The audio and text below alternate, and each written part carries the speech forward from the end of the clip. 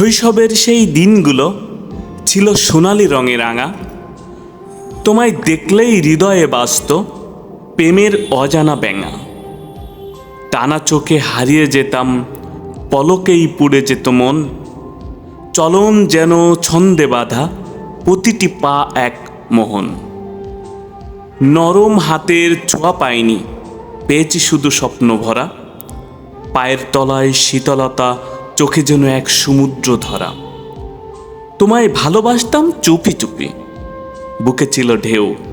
কখনো বলিনি ভয়ে যে তুমি মুখ ফেরাতে না চাও কেন।